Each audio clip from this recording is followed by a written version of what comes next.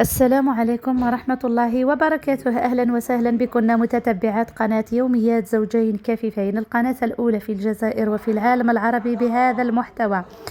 البنات جيتكم بهذا الفيديو القصير باه نطمنكم على أحوالي، وراح نشارك معكم آخر روتين في كوزينتي القديمة، يعني آخر طياب نطيبه، يعني طياب ثقيل فيه بعدة مراحل في كوزينتي القديمة. دوكاني مع الكوزينة نعاود فيها في بعض الأمور، لا طالما قلت لكم بغيت ندير كوزينة تكون يعني شبه احترافية، إن شاء الله هاني نوريها لكم بإذن الله مع الوقت. المهم البنات، الحمد لله يا ربي، جيت نطمنكم على روحي اولا. شوفوا البنات والغير مازالت مريضه، يعني ما نكذبش عليكم. الحمد لله يا ربي، باسكو يدي ضربه ماهيش ضربه سهله، وفي بلاصه راكم تشوفوا بلاصه راه هي كي شوفوا البنات وين جاتني في البلاصه قدام العروق. الطبيب اليوم زاد شافني، يعني اليوم غسلت الجرح للمره الثانيه.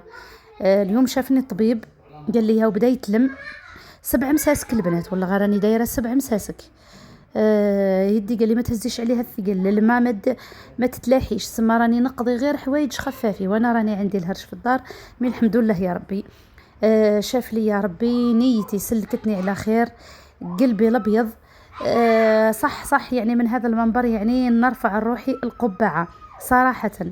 امرأة حديدية متحدية، يعني رغم كل الظروف راني نعافر. دي فوا نشري من برا، دي فوا نطيب هكذا، ندير بفرد يد تعاوني بنتي مسكينة، هي البنات اللي وقفت معايا كي صارت لي هذيك الضربه. عبالكم معطاني ضربه، قالت لي بنتي شواربك زراقو، والله قالت لي بنتي ماما، قالت لي شواربك زراقو، مسكينه دير لي في الكمادات وتطيش في الدم. حتى لبست لي حجابي، ومن بعد عيط باباها للطوموبيل. رحنا طول البريفي البنات، العياده تاع بريفي، ما رحتش لا كلينيك باسكو على بالي نلقى فيها الغاشي والاخر. رحت ديريكتومون للبريفي. ديت معايا بني مسكين عاد غير يبكي، يا ماما خفت تموتي، يا ماما خفت تموتي لي.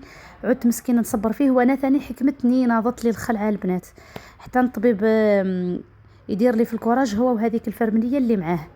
تعرفي واش هيك خيط لي بلانستيزي. قلت له والله يرحم ربي والديك، يعني دير لي لانستيزي راني وزيد بلاصه رهيفه. المهم البنات، هذو هما الادويه اللي مدهم لي. عطاني الدواء تاع الرقاد، باسكو الرقاد راح لي ما نرقدش في الليل البنات. نشرب هذه القطرات تاع الرقاد. كي نشربهم نطيح كاو، طحت كاو هذيك الليله، مانيش نشرب فيهم كل ليله. مي ساعه نشربهم. ومد لي البنات ايفيغالغون، مد لي ثاني واش اسمه، واحد الدواء تاع الميكروب باه الجرح ما يخمجليش. انا البنات لحمي مليح، يعني حد الان يا اخي ولادي في زوج ولدتهم بالسيزاريان ما خمجليش الجرح الحمد لله يا ربي. دوكا شافه لي قال لي ما خمجلكش. مي والغرزاد عاود لي قال لي ربي اللي استرك، قال لي جاتك في بلاصه واعره، قال لي اش ما درتي خير في حياتك غير عاوديه، قال لي سبحان الله العظيم. المهم البنات مازالت لي الخلعه، قعدت لي الخلعه، واش نقول لكم، هذه هي البنات هكذا ولا اكثر. الحمد لله يا ربي. هنا البنات مكمل غذائي هذا طارد للغازات، يعني اللي عندهم كما نقولوا احنا الغازات ولا المصران، هاكم على بالكم تشربوه قبل ما تاكلوا بربع سوايع، ولا مخدوم من الفحم النباتي.